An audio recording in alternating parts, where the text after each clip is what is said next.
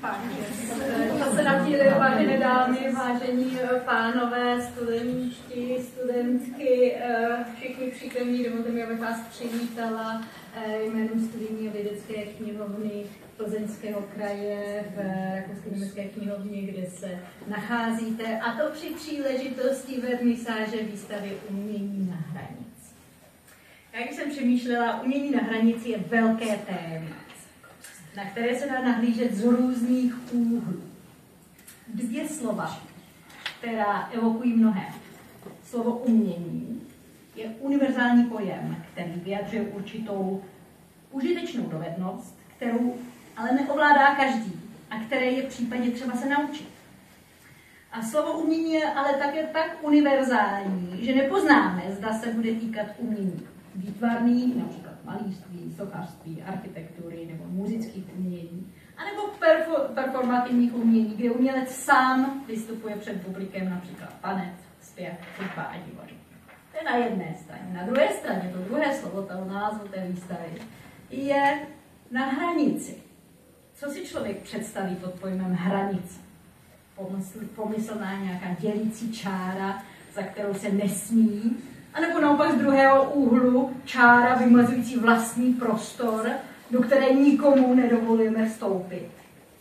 To je otázka. V geopolitickém slova smyslu si můžeme představit nějaký přírodní, společenský prvek, například dva státy, státní hranice, nebo dvě jiná území, administrativní jednotky, například kraje, okresy, nebo dva kontinenty, dvě moře, nebo například dvě jazykové oblasti. V abstraktním slova smyslu nám slovo hranice evokuje označení nějaké meze, kam až sahá, nebo kde končí moc toho, kterého vládce, nebo panovníka, nebo prostě jenom jiného člověka. A slovo hranice má v češtině ale i druhý význam.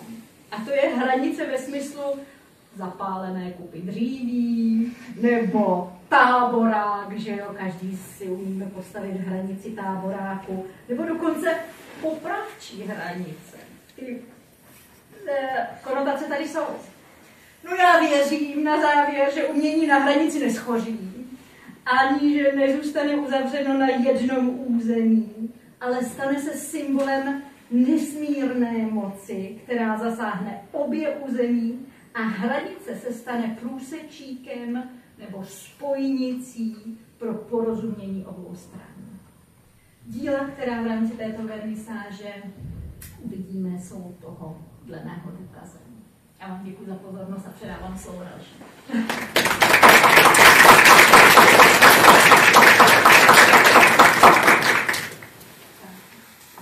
Díky, paní Šuhajdová. Paní Šuhajdová je vlastně ředitelkou Evropského domu a jsem velice ráda, mluvím teď za Johannese Kirschmana, že tady vlastně byla umožněna tato výstava mladých studentů, kteří se právě tím tématem hranice, jak se teď krásně rozvedla, zabývali. A já bych teď chtěla ty mladé umělce pozvat, aby se ke svým dílům vyjádřili. Also ich würde schon gerne jetzt die jungen Künstlerinnen und Künstler einladen, vielleicht die Hand zu heben. Genau, und vorstellen und dass sie etwas zu den Kunstwerken sagen.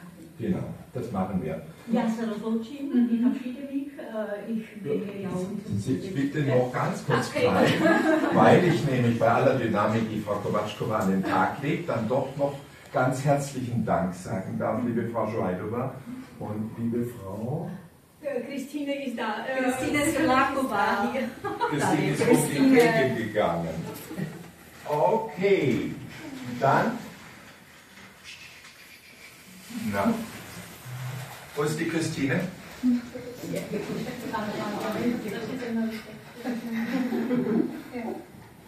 Takže Christine, pojďte. Ja. Wer so schnell kommt, bekommt den ersten Applaus. Bitte sehr, vielen Dank für Ihre Hilfe, liebe Frau Šuhajdová. Schön, dass wir wieder in der Europäischen Galerie sein dürfen. Das ist immer wichtig für uns Studenten hier zu bleiben und ihre Werke zu Jawohl.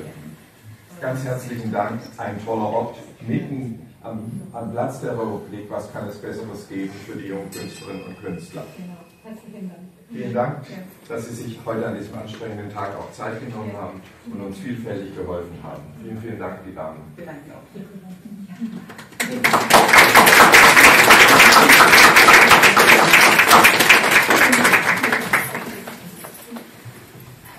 Die Künstlerinnen und Künstler wurden schon angesprochen. Johannes, bevor wir weitermachen, ich denke, die stehen dort in der Tür. Wir sollen vielleicht hier noch irgendwie umdisponieren und den Satz geben. Prosím vás pěkně, pojďte více sedněte si klidně tady dopředu na koberec a tady jsou ještě židle, tak si je klidně vemte takhle, ať prostě sedíte, ať máte trošku pohodlí.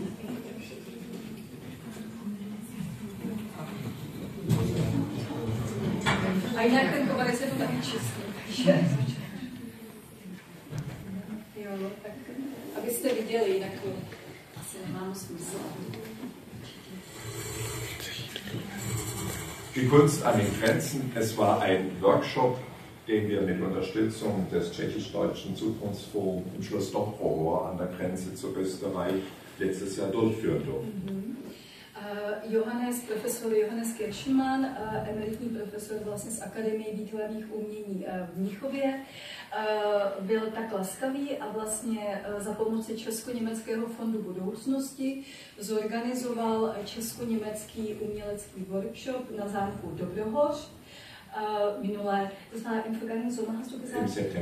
V září minulého roku. 5 Studierende aus Pilzen und 5 Studierende aus einer kleinen Hochschule in Süddeutschland, Weingarten, haben 3 Tage zusammen gearbeitet. 5 studentů výtvarné výchovy, umění tady z Plzně a 5 studentů z malého univerzitního města Weingarten, což je v jižním Německu, se setkali na tomto workshopu, aby společně tvořili 3 dny. Am ersten Tag hatten wir eine historische Einführung und sind dann mit kundiger Führung in das Gelände gegangen. Hier sehen Sie eine kleine Dokumentation, die auch auf einem Film noch abrufbar ist. A o čem to setkání bylo? Ten zámek Dobrohoř se vlastně nalézá na Österreichisch-Tschechische, na rakousko-české hranici a jak už jsme v seminářích také trošku diskutovali, je to hranice, která má za sebou i takovou docela smutnou a traumatizující minulost. A vlastně měli jsme skvělého zkušeného průvodce a v těch 3 dnech jsme dělali i výpravy do terénu, do té přírody a vlastně dívali jsme se, jak ta hranice, jak ta příroda dneska tam vypadá. Unter der Wildnis, unter den Bäumen, in den Büschen, auch unter der Erde haben sich plötzlich Geheimnisse aufgetan. Alte Häuser wurden sichtbar, Möbelstücke, Scherben von Inventar. A když jsme se tam tak prodírali tou krajinou, která je taková docela neutěšená těmi křovisky a hrabili jsme tam v hlíně, vlastně mimo nějaké značené cesty, tak jsme najednou začali nalézat věci. Části nábytku, najednou zbytky domů, střepy vlastně starého nádobí a podobně. A to všechno k nám začalo nějakým způsobem promlouvat. Und mit diesen Eindrücken, Achtung Grenze, hier einen verrosteten Schild, sind die Studierenden dann ins Schloss zurückgekehrt und haben intensiv, bis weit in die Nacht hinein, an ihrem Thema gearbeitet. Frau Dr. Esser und meine Wenigkeit haben beraten, begleitet, aber jeder hat sein Thema selbst gefunden.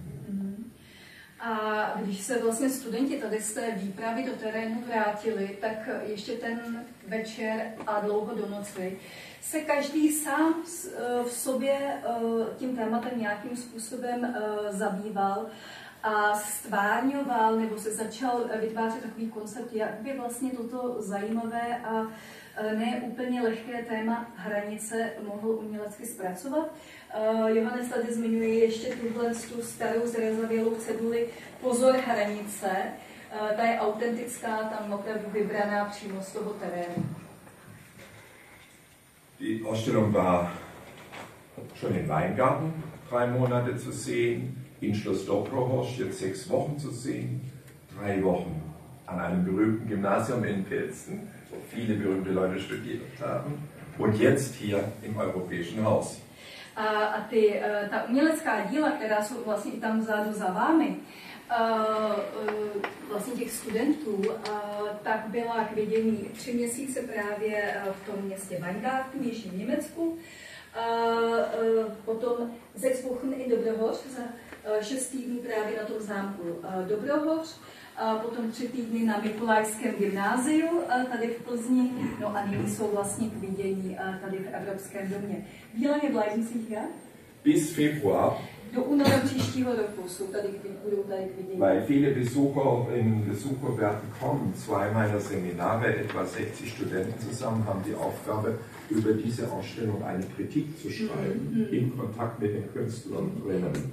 Johannes, musím na něj prozradit, on vlastně teďka vyučuje tady na vlastně Lehrstuhl für Didaktik, Kunstdidaktik vlastně na Klatovské třídě, čili je vlastně na katedře didaktiky umění na Klatovské třídě tady u nás v Plzni, takže jsme si ho tady taky trošku importovali.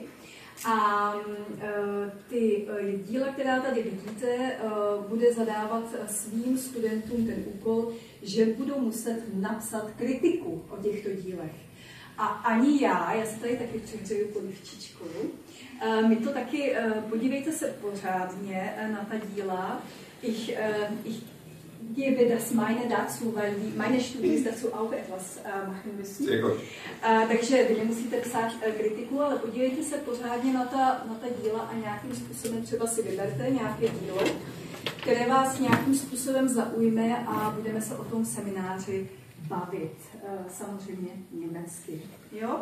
I vlastně o tom pozadí, jak vlastně došlo k tomu vykořenění na té hranici, proč jsou tam takové jizby v té přírodě, v té krajině a tak dále. Jetzt ist es höchste Zeit, deinem Aufruf nachzukommen, die Künstlerin auch vorzustellen. Teď představíme ty mladé umělce, kteří tady tvořili.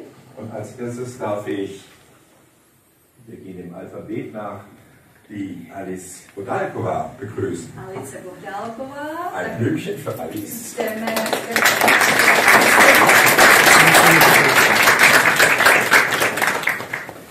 Und dann gehen wir im Alphabet weiter, da haben wir die Vlastiaschka. Aha.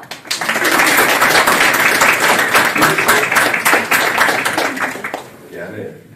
Und dann, ganz große Hilfe mit ihrem Freund zusammen, heute, die Danny Roma. Bitte schön. Und nun haben wir aus der Ferne die Lara Nia Schoss-Preistalova.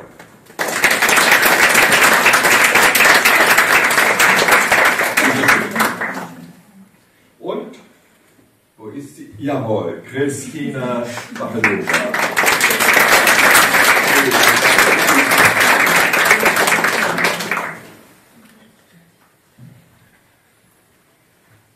5 artists from Pilsen. Very nice. You did a great work there. And I'm happy that we can show now your pictures here in Pilsen for 3.5 months. A big exhibition, I think. Okay. Katharina, wir drehen nun ins Gespräch mit den Künstlerinnen. Please have a seat here. Takže jo, já bych se vás ráda zeptala na vaši motivaci, jaké to pro vás bylo vlastně tvořit na této hranici, ale udělejte si hlavně nějakým způsobem pohodlí. Jsou tady 3 židle, takže kdo potřebuje, si sedněte, děvčata, řeknu. A počkejte, já si myslím, že asi půjde. Je to v pořádku pro vás? Jo. Myslím, že my to ustojíme, že jsme vytáhli. A tam vzadu těch dveří je to taky pro vás v pořádku, anebo pojďte ještě sem blíž trošku, ať to uvidíte. Klidně by se si mohli sednout i sem dopředu. Může i vepředu si tam sednout. Jo. Koberec je čistý, takže klidně můžete. Dobrý den, pojďte, děvčata. Pojďte si sednout tam. Tady z dopředu si klidně sedněte. Chelsea, pojďte ještě trošku dál. Also ich habe Werbung gemacht. Sehr gut, sehr gut. Tak jo, tak určitě to téma hranice je specifické. Paní Šuhajdová už říkala, v jakých kontextech můžeme chápat hranici, ale já bych se ráda zeptala, jak jste ji chápali vy, když jste se tam prodírali těmi houštinami a nacházeli jste tam sídla, lidská obydlí, která vlastně jsou ruinami, dokonce jste tam třeba nalezali i střepy, nádobí potřebného užití. Jaké to pro vás bylo? Co to ve vás vyvolalo? Nebo možná jaké otázky jste si kladli? Kdo by chtěla? Ano. No, já myslím, že pro mě to bylo až jako s odstupem, že vlastně na tom místě si to člověk možná tolik, nebo já si to asi jako tolik ty otázky ani nekladu. Ale pak, když uběhla nějaká doba, tak musím říct, že se k tomu vlastně jako dneška vracím, k té zkušenosti toho, že jsme tam vlastně, tady je ta cedule, tak to prostě tam bylo pohozený. To jako, se tam válelo v lese, tam se válely prostě ostatní dráty. Ty jsou taky na těch obrazech použití. Ale bylo to fakt jako, bylo to zvláštní. Bylo taková jako cesta časem třeba pro mě. Mm-hmm. Když říkáte zvláštní, kdyby se to měla nějak specifikovat, jak zvláštní? Asi z toho člověka mrazí. Mm-hmm. Není to jako něco, co bych říkal, že je třeba fascinující, mm-hmm. Protože by člověk se tím jako chtěl zaobírat, možná se tomu ani jako věnovat nechce. A třeba si nepamatuju úplně, že bychom měli tendenci o tom tam mluvit. Mm-hmm. Že bychom si jako povídali o tom tématu, ale vlastně já teda se k tomu jako vracím postupně, jak jsem to říkala, třeba o tom jako mluvíme, když na to přijde jako řeč. A navíc já jsem teda ze Sudet, takže pro mě to téma prostě živý je. Mm-hmm. A tam na tom místě, který je zase jako úplně jiný, než na co já jsem zvyklá, tak to prostě bylo mrazivý.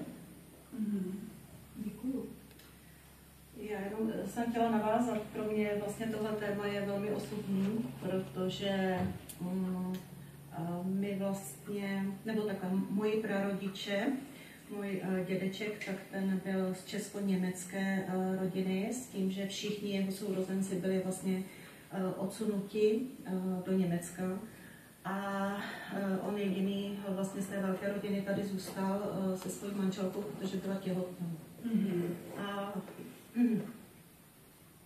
mě se to dotýká velmi osobně, jelikož mám něco za sebou už taky zkušenosti, tak mě to i dojímá, takže se omlouvám, když se mi třese hlas. Ale chtěla jsem říct, že to všechno se nám vlastně honí hlavou. Je pravda, že my jsme tam chodili hodně tiše a dávali jsme i pozor, teda, protože nám bylo řečeno, že jsou tam pod námi i sklepy, které vlastně nevidíte, jak všechno, jak to příroda pohltila, zarostlo všechno, tak my jsme vlastně šlapali po území, kde jsme ani nevěděli, kde co je. Takže samozřejmě ta připomínka toho, že tam byli lidi, to všechno se v nás myslelo, ty pocity, válečné odsunutí, že těch lidí, kteří prostě byli živí a teď už tu nejsou. Nacházeli jsme tam ty věci a zároveň to bylo tak jako i dobrodružný. Ale myslím si, že tím, že to bylo na ty 3 dny, že i to pomohlo, aby jsme si zpracovali vlastně ty své pocity a ty myšlenky právě do těch našich prací. Mm-hmm. To vlastně Johana zmiňovala, že vy jste vlastně se vrátili z toho terénu a byli jste spíš, tak jako každý sám pro sebe si to nějak asi musel strávit, že to, co jste tam nalezli, nebo to, s čím se nebyli konfrontováni. Chtěla by si taky k tomu něco říct? Jaké to bylo pro tebe? Možná doplnit to, co říkala už děvčata, anebo potvrdit, anebo zase naopak máš úplně jiné zkušenosti.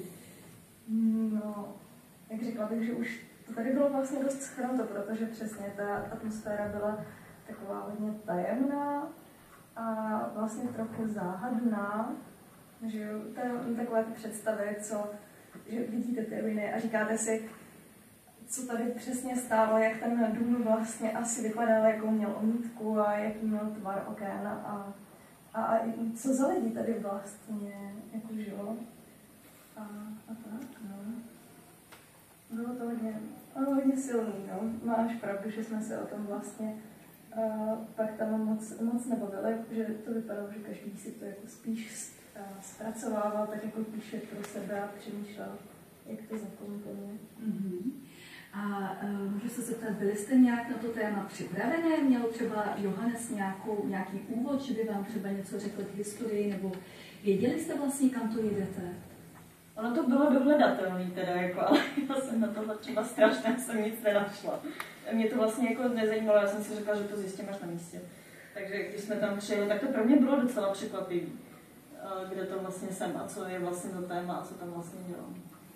Já teda musím doplnit, my jsme totiž absolvovali takový večer, kde nám bylo všechno vysvětleno při snímkách dobových a tak podobně. Zároveň já se musím přiznat, že z mé perspektivy já jsem si to možná celé velmi romantizovala. Možná je to způsobené tou písničkou od Marka Ztraceného, jestli znáte, taky se dotýká hranic. A možná je to i vidět, možná když se prohlídnete, jestli můžete tam ukázat, Kristýnky obraz je ten do toho barevného, druhé odprava. Tak možná když si to takhle spojíte. A třeba naopak moje tenhle ten u strany. A několikrát jsem slyšela, že vlastně je to velice taky romantizovaný, možná až idealizovaný, příliš sladký, což možná není úplně pochvala. Možná bych jenom ráda řekla, že ten obraz od začátku, co někomu ukazuju, vždycky vyvolává kontroverze, ale to je vlastně dobře, protože to jediné, co si člověk může přát jako umělec, je to, aby se o tom obrazu mluvilo, o tom jeho díle, aby bylo prodiskutováno. A musím říct, že vzhledem k tomu, že i tohle já mám ráda, aby se rozvíjela debata o těch věcech, tak jsem udělala takovou věc a umístila tento obraz na sociální sítě. A zjistila jsem takovou zajímavou věc, že tam se rozdělili lidi do několika táborů. První tábor, takový menší, byl lidi, kteří v obrazu hledali cibule nebo česneky. Hodně pozitivistický přístup. Pak se našla druhá největší skupina, kterou možná víte, co už říkala, nevím. Byla to skupina lidí, kteří si mysleli, že to zobrazuje vlastně pánský út. A poslední skupina byli lidé, kteří si dokonce mysleli, že v tom je technická kovatina, což bohužel nevím, jak vypadá. Ani nevím, kde to vlastně najít. Ale to už asi na každém z nás, co si v tom najdeme. Ale kdyby vás zajímal tedy můj pohled, tak je to anděl zezadu z křídly, který vlastně dohlíží na to město Dobrohoř. Aby vše dopadlo v pořádku. Aha. Tak křídla jsou tam vidět. Also Engel von hinten mit Flügeln, der auf den Ort Dobrohoř sozusagen aufpasst. Ja. Aha. Der Ort braucht einen Engel. A Johannes doplňuje, ano, to místo Dobrohoř potřebuje skutečně takového anděla strážného. Takže krásné. A vlastně, děkuji slečno, vy jste vlastně už jak si udělala ten krok dále, že k těm dílům jako takovým, na to bych teď ráda navázala. A když už jsme teda u toho vašeho díla, jak je to pro vás snášet jakoby kritiku, anebo i třeba s nepochopením, že většina lidí vlastně vůbec nevidí v tom vašem obraze, v tom díle, který je pro vás prostě vaše dítě, že? Je to prostě něco, do čeho jste vložila vaši kreativitu a energii, že to v tom nevidí. Mě to asi dělá radost, protože bavíme ta diskuze nad těmi díly. A od té doby, co jsem nastoupila právě na vysokou školu pedagogickou, ale s výtvarným zaměřením, tak si čím dál tím častěji setkávám s tím, že lidi mají různé názory. A to, co se mně líbí mně, se vůbec nelíbí někomu jinému. A je to pro mě strašně zajímavé sledovat, jak můžeme být třeba v něčem tak stejný a tak jiný. Krásné. A ono, I to téma hranice, když vám je třeba vytýkána naivita. Přesně takhle to je, každý jsme jiný a každý v tom vidíme prostě něco jiného. Jo? Takže vy v tom vidíte třeba to útěšné, to andělské, jo? To, co prostě rozpíná ta andělská ochranná křídla nad nějakými národnostními přenicemi, jako to bylo mezi Čechy a Němci, na což potom Němci vlastně museli to území vyklidit, byli vysídleni. A vlastně vy se zabýváte tím směřujícím, tím, co vlastně uklidňuje a směřuje ty obě strany. To mi přijde úplně úžasné. Někdo se zase naopak zabývá, chtěl by někdo navázat z vašich děl? Třeba naopak zase tím, co je takové rozdrásané, ještě třeba takové rozjitřené, neutěšené. Kdo by chtěl, Kristý, chcete pokračovat? Jo, no tak moje dílo je teda tam s tím křížem. Vedle toho barevného. Vedle toho barevného s tím křížem tak koláš, jako. Jo. A to téma, které jsme tam jako dostali, bylo vrstvy. Takže já jsem přemýšlela i nad tím. A hodně jsem přemýšlela nad vrstvením minulosti. A já jsem do toho zapojila modlitbu, kterou tam prostě na cestě, jako jsme tam viděli, byla tam zarámovaná modlitba v němčině a v češtině. Což mě dost zaujalo, protože mi ta situace, ve které se ty lidi nacházeli, přišla dost beznadějná, dost jako bezútěšná právě. Takže pro mě to bylo hodně o tom a dneska bych to asi stvárnila ještě tvrději, než jsem to vnímala tenkrát, protože jsem od té doby o tom hodně načetla. A prostě jsem vlastně nemohla dostat za tu modlitbu. Takže jsem tam do toho napsala, protože jsem si říkala, že to jako prakticky v tenhle moment se člověk nemůže dělat nic jiného než modlit. Než se skutečně modlit. Můžete nám říct, jaká to je modlitba? Jestli to je Otčenáš? Není to Otčenáš, je to něco na styl jako Andělíčku, můj strana Andělíčku. Není to ono, já si to v češtině nepamatuju a v němčině to neumím. Ale prostě tu koláž jsem tam z toho udělala, ono je to tam napsané. To je, myslím, takový docela zajímavý aspekt. Člověk nemusí být nějak explicitně věřící ve smyslu, že by chodil do kostela, ale opravdu jsou momenty v životě člověka, kdy vám už schází opravdu slova a už nelze nic jiného než skutečně. Se upnout na něco, co nás přesahuje, jakousi transcendenci, můžeme tomu říkat Bůh. A pak skutečně i taková modlitbička Andělíčku, můj strážničku může mít obrovskou útěšnou moc. Já jsem se zabývala těmi osudy českých Němců zase z té literární stránky, že jsem si nechala vyprávět ty příběhy a často tam byla taky právě ten aspekt, že už vlastně člověku scházela slova pro to, co se dělo. A to, co musel zažít, vlastně to, že prostě ztratí domov a teď prostě musí jít, i když tady byl po celé generace doma a potom skutečně už zůstává pouze ta modlitba, která dává nějakým způsobem skutečně útěchu. Děkuji. Takže vlastně taky rozedranost, rozervanost, ale potom je tady vlastně ta útěšná věc té modlitby. Dalo by se to takhle skrnout? Jo, myslím, že jo. Myslím, že to...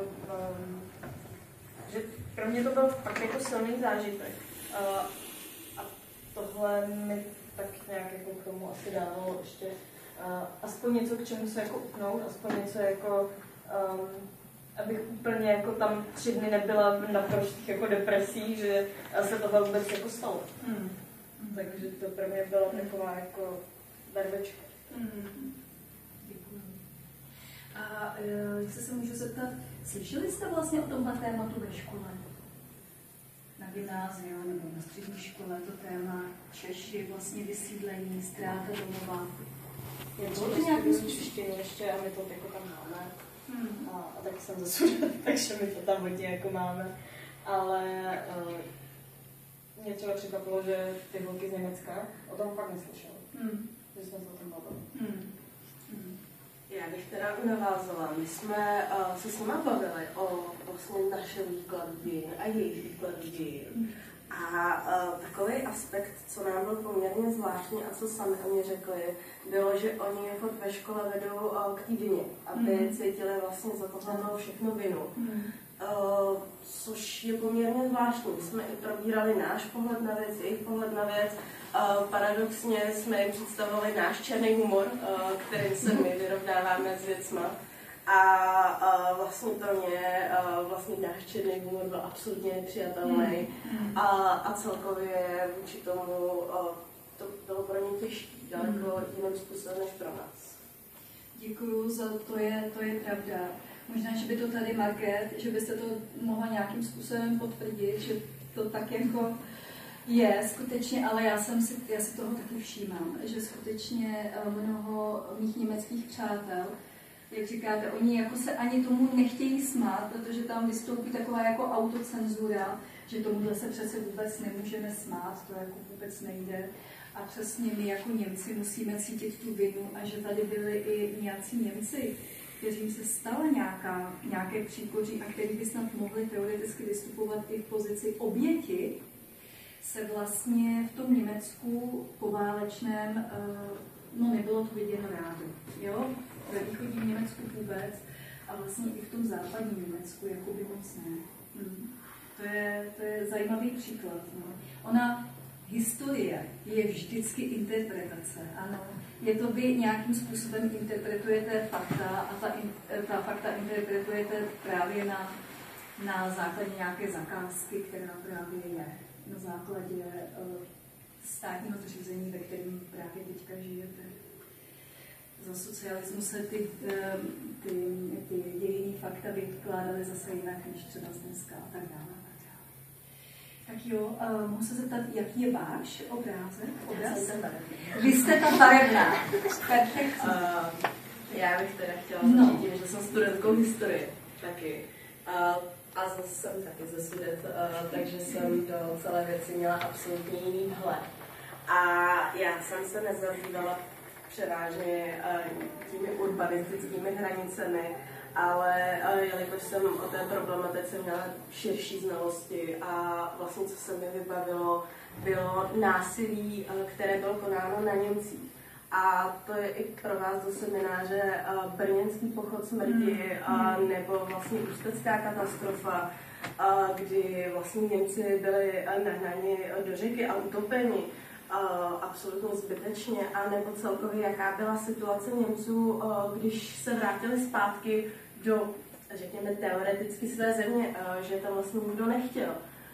Nebylo pro ně místo a celkově byl určitý boj i mezi těmi starousedlíky a těmi, co se přistěhovali. Takže ta situace byla celkově těžká a já jsem vlastně to převzala z trošku jiného konce a začala jsem trošku řešit to násilí, které se předává po generace. Takže ten obraz je v podstatě na nějakém mezigeneračním traumatu, kdy já jsem tak nějak fungovala s premisou, že když někdo zažije násilí, když zažije vlastně ten strach a zažije právě to mezigenerační trauma, tak vlastně dalších generací se to může přetavit do jakési fascinace. Že zejména muži mají určitou fascinaci k válce, válečným zbraním, druhé světové válce, a což ženy moc nemají. Právě s touhletou premisou jsem trošku jako fungovala. A ty barvy jsou záměrně zvoleny ironicky. Vlastně tam je ten háčkovaný tank, že jo, to je opravdu zajímavý obraz ve smyslu na první pohled tak jako líbivý. A člověk tam začíná až v tom druhém plánu objevovat to, že to vlastně možná tak úplně líbivé a idylické není. Vlastně jdete do hračkářství a určitě tam seženete hračku tank, která tak nějak vypadá, s kterou si rádi hrajou malí kluci, ale zároveň, kdyby na vás byl namířený skutečný tank a musel jste před ním utíkat, tak je to do něčeho jiného.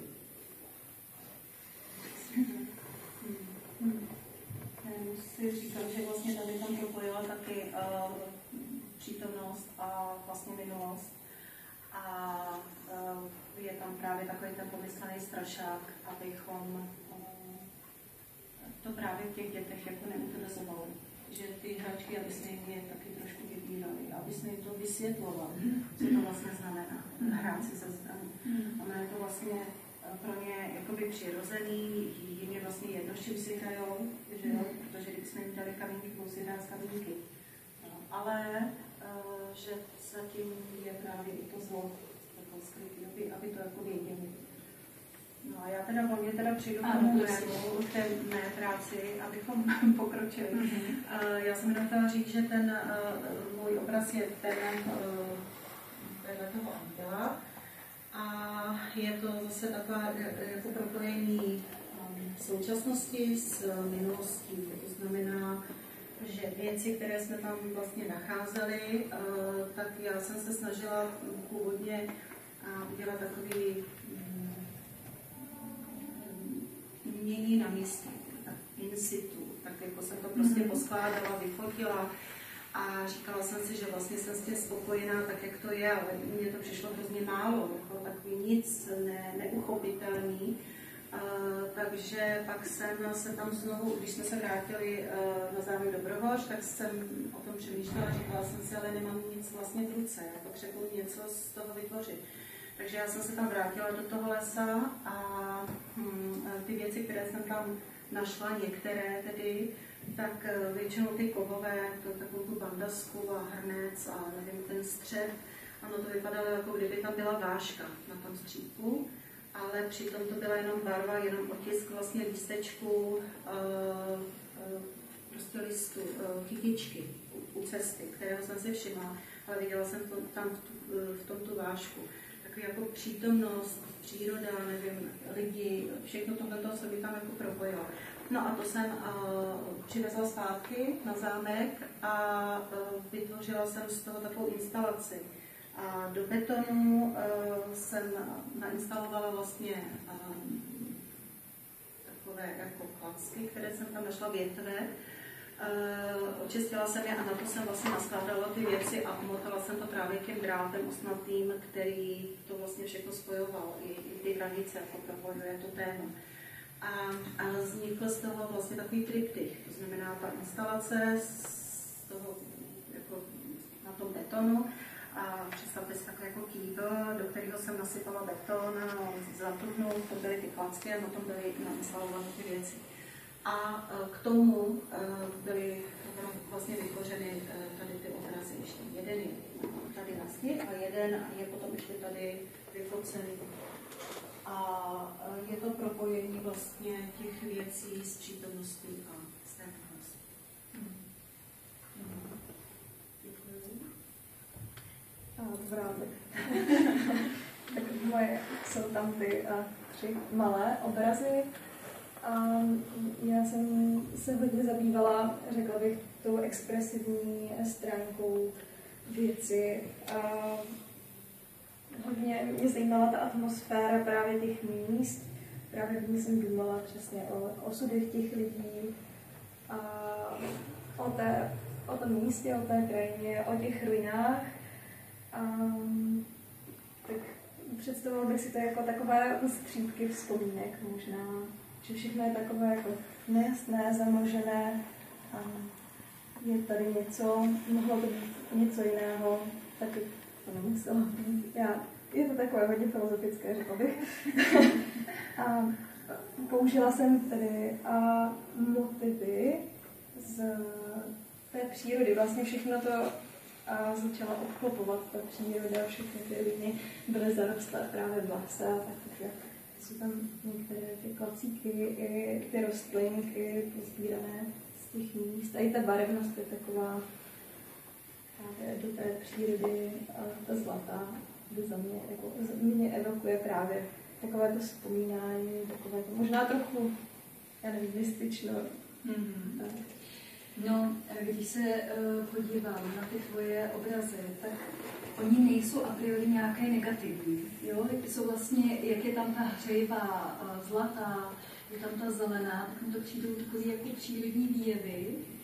A na druhou stranu říkala si, že vlastně, když si tam putovala tou krajinou, tak to bylo takové jako docela depresivní, deprimující.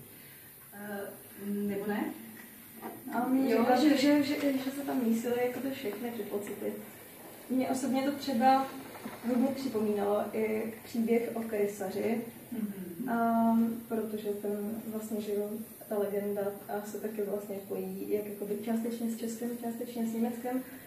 A kdy vlastně ten krysař odvedl v té originální formě, nebo v jedné z těch forem té legendy odvedl ty děti jako pryč.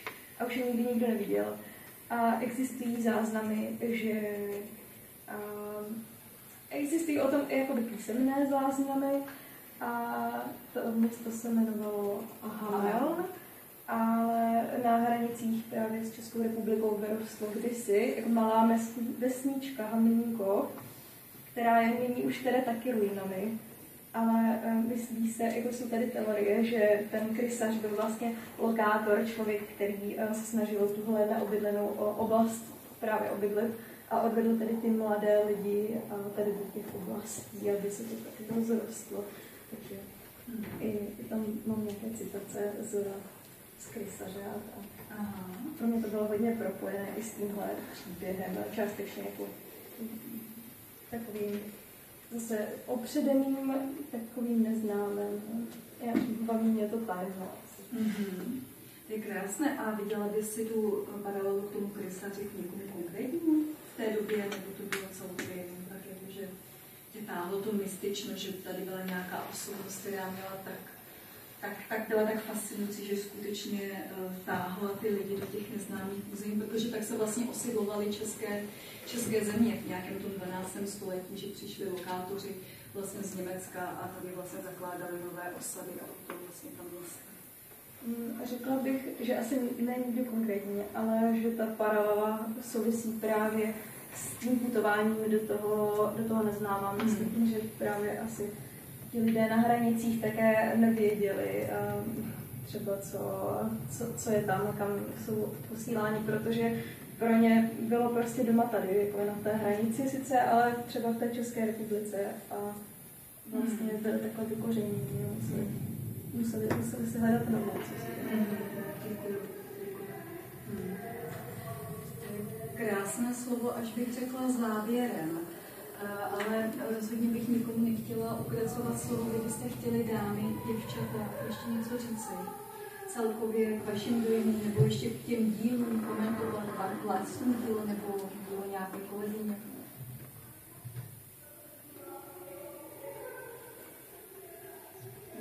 Nic.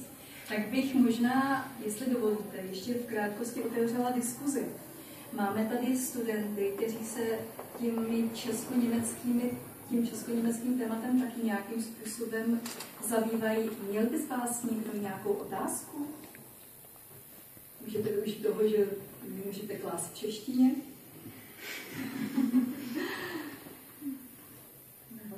Nehlašte se všichni. Ať už k obrazu, nebo k tomu workshopu, nebo k tomu, co to prostě bylo. Ano, prosím. Tak zaujalo vás to téma jako natolik, že jste si třeba jako o něm chtěli zjistit naopak jako ještě víc, než jste věděli? Já si myslím, že když se někdo přihlásí na jakýkoliv vlastně workshop, takže tomu určitě předchází něco takového jako příprava, takže si určitě něco načte, určitě si připraví materiál, tak my jsme vezli v autě spoustu prostě věcí a barev a pláten a tak, ale zároveň jsme se tomu věnovali tam, ale myslím si, že když jsme přijeli domů, tak rozhodně, alespoň u mě to tak funguje, že taková ta katarze u mě probíhá i tím, že já o tom mluvím. Každému to vykládám. Myslím si, že manžel musí být svatozář. A tak jako všem to jako osvětluju a myslím si, že je to i dobře, že vlastně je to téma, i to téma, tohle konkrétní, že vlastně by se o tom právě mělo mluvit. Že myslím si, že odpustit je důležité, a to bychom měli mít na paměti, ale zároveň nezapomenout mluvit o tom, protože za komunismus o tom mluvit vůbec nesmělo a to si myslím, že je špatně, že mluvit. To je důležité. Doufám, že jsem odpověděla. Takže ano. Jako se mnou to taky zůstalo, já teda dělám bakalářku na téma židovská identita. V určitě jako oblasti, ale takže jako, a je to ještě v Českých Budějcích, takže je to takový jako podobná oblast a tak se to jako prolíná. A určitě zkušenosti z toho si taky nesu třeba, že když na to vzpomínám, tak se mi to i propojuje. To je dobře. Já si celkově myslím, že by se měla daleko víc rozvinout diskuze o českých dějinách, protože často jsou hodně generalizovaný a ta generalizace vede ke špatné interpretaci a na některé věci by se mělo nahlížet poměrně kriticky třeba na osobu Edvarda Beneše a vlastně na jeho úděl v našich dějinách. Já už jsem vlastně na jednom semináři pana profesora říkala, že Edvard Beneš je takový Ikarus českých dějin a celkově ta věc není úplně jednoduchá. Samozřejmě já vím něco jiného než kolegyně. No, děkuji, to jsme vlastně, to je opravdu brizantní téma. Když už jsme teda u toho Edvard Beneš, to je úplně, tady vidíte, úplně krásný příklad toho, jak skutečně interpretace dějin, jak vlastně, že tady neexistuje nějaká objektivita, jo?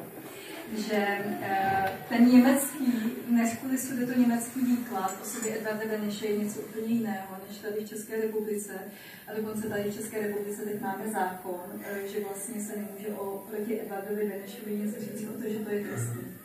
Skutečně nějací politikové to prosadili, že vlastně by to byla urážka a je to trestné. Za to jste mohli jít do vězení. Třeba císař Pány za Rakouská Uherská, tak něco takového tu máme reálně v 21. století, ale to jenom tak na okraj.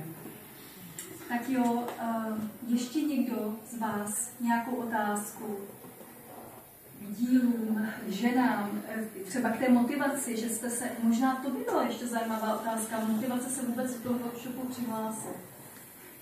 Tam si to nepamatuju. Mně přišel e-mail, jestli nechci. Mně přišla zpráva od Lary, jestli nechci. A mě inspiroval ten krásný zámek. Jo, a já jsem využila toho, že to pořádal profesor Kirschenmann, protože já musím říct, že já jsem studovala tady na Západočeské univerzitě fakultě výtvarné výchovy a výtvarku, teda výchovu ke zdraví. A s tím, že čím déle můžete studovat, tím studujte a pokud to ještě půjde, nemáte děti a závazky a práci, takže já si tak jako prodlužuji mládí jednak a jednak bych řekla, že právě jsem využila toho, že profesor Kirschenmann to pořádal, protože za mě úžasný člověk, moc mu děkuju, protože nebýt jeho, tak jsme se asi z výtvarky nebo z umění, z dějin umění toho nedozvěděli věci, vytvářet tady nějaký špatný domněnky, ale tak to prostě bylo. Ja, liebe Johannes, großen Dank, dass du das überhaupt möglich gemacht hast, dieses Workshop. Ohne dich wäre das nicht möglich gewesen und man hätte auch Bildungslücken, weil das Thema, die Sudetendeutschen, die Vertreibung, das ist einfach nicht so das Gewöhnliche, was man da thematisch auch in der Geschichte behandelt. Also auch wirklich herzlichen Dank. Musím teda říci, že wir sind echt froh, dass wir dich hier in Pilsen haben.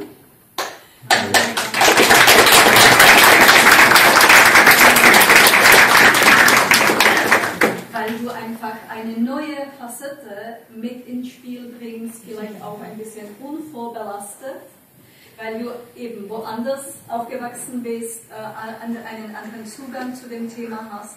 Und das bringt natürlich auch wieder frischen Wind und inspiriert dann weiter. Ja. Es hat großen Spaß gemacht, diese Entdeckung. Frau Esser und ich sind zwar mit Vorbereitung hingegangen, aber wir wussten auch nicht, was uns erwartet. Dann sehr 10 unterschiedliche Persönlichkeiten, die zusammenkommen aus 2 Ländern, man kann sagen 2 Kulturen. Es war ein großes Experiment, aber ich denke, wir hatten viel Spaß und viel Erkenntnis. Johannes většina asi rozumí, ale říká, vlastně on nevedl ten seminář sám, ale ještě s paní doktorkou Esser, která byla vlastně jeho žačkou na Akademii výtvarných umění v Mnichově a právě říkal, že samozřejmě oni se nějakým způsobem připravovali na to téma, na ten workshop, ale taky přesně nevěděli, co je očekává. A teď měli před sebou 10 lidí, 10 různých charakterů, vlastně ještě ze 2 různých jazykových prostředí, ale i vlastně ze 2 kultur, protože ať jsou si Češi a Němci v čem hodně podobní, tak právě díky té socializaci i tomu historickému vývoji jsou tu prostě rozdíly, které je taky třeba zohlednit. Takže i pro ně to byl takový skok do neznáma. Und ich glaube, dass es Johannes auch gut, dass man da immer so ein bisschen das Ungewisse mit im Spiel hat. Ja? Wie sich das Ganze entwickelt, was draus wird. Das gehört, glaube ich, auch zur Kunst, dass sie Mysterien, Geheimnisse selber und Rätsel produziert, um die Künstlerin und ihre Betrachter in eine Gedankenwelt zu entführen und zum Nachdenken anzuregen. Johannes říká, že to je vlastně i dílem a i údělem a úkolem umění vlastně inspirovat. Nemít připravené a jasné odpovědi, ale spíše inspirovat k tomu, abyste vy sami se nějakým způsobem zabývali a přemýšleli nad tím dílem a nad tím tématem.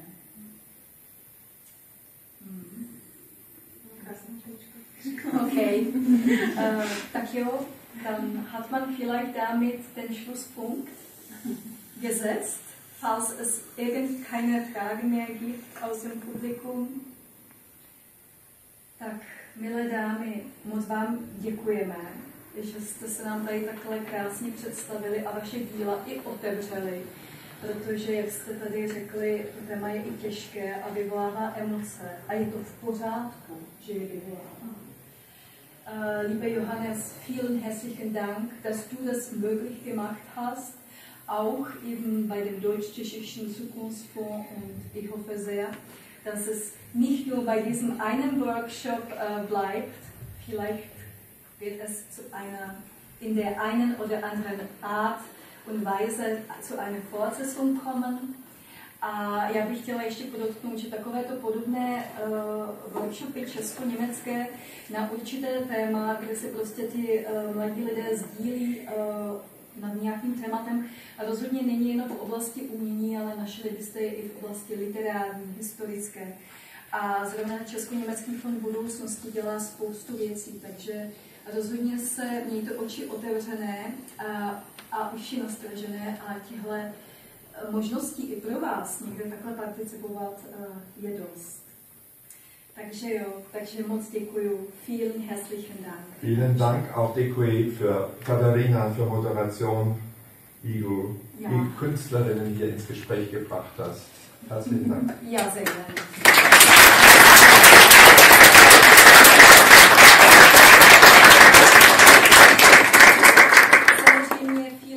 Také vám, že jste tady se naskytli, já jsem vás trošku motivovala, ale to je veskrze legitimní a děkuji vám moc, že jste teď tady s námi byli a těším se na diskuzi našich seminářích na toto téma. Tak díky moc. A ještě si určitě prohlídněte ty obrazy a nechte to nás nějakým způsobem působit. Tady máte ještě malou legendu. Thank you.